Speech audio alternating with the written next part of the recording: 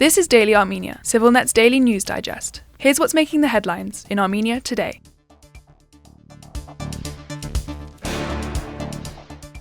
Armenia and the United Kingdom pledged to elevate their relations to the level of a strategic partnership during the visit of UK Minister of State for Europe, North America and the Overseas Territories Stephen Doughty to Yerevan yesterday, the Armenian government and foreign ministry reported. Prime Minister Nikol Pashinyan told Doughty that his trip came at a very important and even historic period, referring to the Washington agreements signed earlier this month, which he said lay the groundwork for regional stability, cooperation and development. Doughty congratulated Pashinyan on what he called the historic results achieved in Washington and reiterated the UK's support for advancing peace efforts.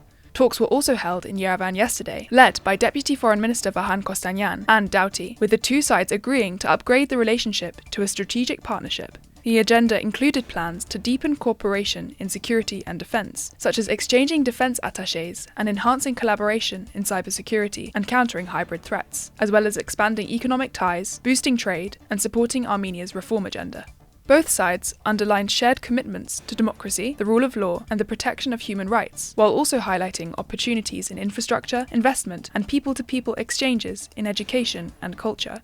Regional issues were a key part of the talks, with London welcoming Armenia's recent agreements with Azerbaijan and endorsing Pashinyan's Crossroads of Peace initiative as a framework for regional connectivity. Looking ahead, Armenia invited the UK to play an active role in the European Political Community Summit and the UN COP17 Biodiversity Conference that it will host in 2026. The new push for closer ties is a rare instance of deepening Armenia-British cooperation, as the UK has traditionally been viewed as closer to Azerbaijan, where companies like BP and Shell hold extensive energy interests. Israeli Prime Minister Benjamin Netanyahu, for the first time, acknowledged the genocide of Armenians, Assyrians, and Greeks by the Ottoman Empire in the early 20th century, the Times of Israel reported yesterday. Asked by podcast host Patrick Bet-David why Israel has not recognised the Armenian genocide, Netanyahu replied, "I think we have. The Knesset has passed a resolution about it." When pressed on why no Israeli Prime Minister had recognised it before, he responded, "I just did, there you go." Netanyahu appeared to be referring to a 2016 recommendation by the Israeli Parliament's Education Committee to recognise the 1915 genocide, but the initiative never advanced beyond that stage and was not adopted into law. Armen Khachatryan, a researcher at the Armenian Genocide Museum Institute and doctor at Ben-Gurion University in Israel, said that what Netanyahu said in the podcast cannot be considered Israel's official recognition of the Armenian genocide. Official recognition of the genocide requires a special procedure. It must go through the highest legal or political institutions of the country, he explained, adding that during his nearly 20 years in power, Netanyahu and his cabinet have repeatedly blocked parliament bills urging the Israeli government to recognise the Armenian genocide. Israel has long refrained from formal recognition, maintaining close trade and security ties with Turkey and Azerbaijan. However, its relations with Ankara have sharply deteriorated amid the ongoing Gaza war, reaching what observers describe as an unprecedented low. The Times of Israel noted that within Israel, many argue that the unique nature of the Holocaust has been a barrier to recognition, out of concern it could be seen as one genocide among others in history.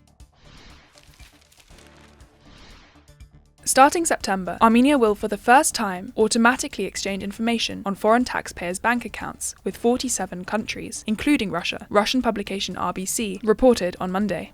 Armenia's State Revenue Committee confirmed this and said that the system will provide Armenia with data on its residents' worldwide income while sharing details of foreign nationals' accounts in Armenian banks with their home countries. Among the participants are Russia, EU countries, the UK, and several offshore jurisdictions. Data will not be exchanged with Azerbaijan, Turkey, or Pakistan. The move has alarmed some Russian nationals who moved to Armenia after Moscow's 2022 invasion of Ukraine, fearing the Kremlin could use banking data to persecute its critics.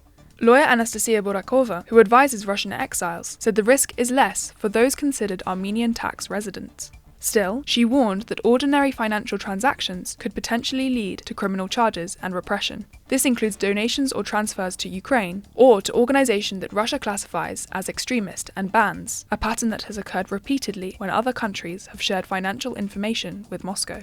Armenian human rights activist Artur Sakuntz called on Yerevan to follow the EU's example and halt the sharing of any information with Russia, warning that Moscow could use financial or other data as a tool against its opponents. tax officials countered that Armenia stands to gain significant information from other countries about undeclared foreign income of Armenian residents, strengthening transparency and tax enforcement.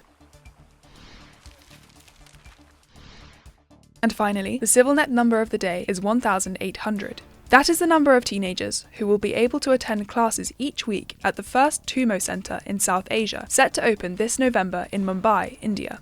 The Armenian initiative, headquartered in Yerevan, is being launched in India in partnership with the Shantilal Shangvi Foundation and will provide free education in technology and design. Mumbai will join TUMO's growing international network, which already spans Argentina, France, Portugal, Germany, Albania, and Japan. And as always, please follow СивiLNet for the latest news and independent reporting from our contributors on the ground here in Armenia.